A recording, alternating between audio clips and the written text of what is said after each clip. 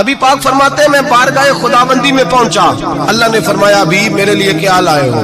میں نے کہا مولا وہ لایا ہوں جو تیرے پاس کوئی نہیں۔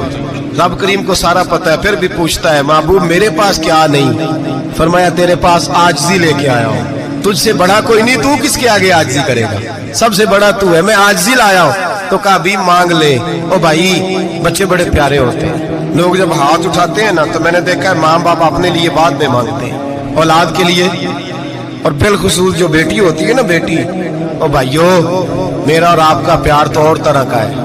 دنیا میں اگر کسی نے بیٹی سے پیار کیا ہے تو مدینے والے حبیب نے سیدہ فاطمہ سے کیا ہے، حسن اور حسین سے کیا ہے۔ معراج کی رات جب نبی پاک سے رب کریم نے کہا کہ بولو محبوب کیا چاہیے، کسی کمزور روایت میں بھی نہیں ملے گا کہ نبی پاک نے کہا اے اللہ فاطمہ کے لیے کچھ دے، اے اللہ حسن حسین کے لیے کچھ دے۔ امتی بھول جاتا ہے، اسے خیال ہی نہیں آتا، یہ سوچتا ہے کیسے حضور کی فرما برداری کروں۔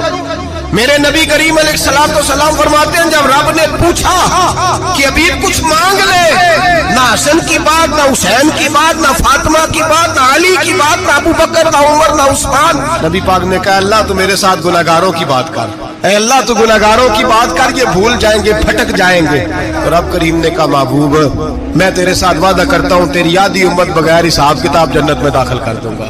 نبی کریم نے فرمایا مولا نہیں، یہ بات مجھے قابل قبول، یہ بات منظور نہیں، ابھی تو کیا چاہتا ہے؟ تو کہا اللہ تو مجھے سفارش کا حق عطا کر، تو مجھے اجازت دے، میں کہتا جاؤں تو معاف کرتے جانا۔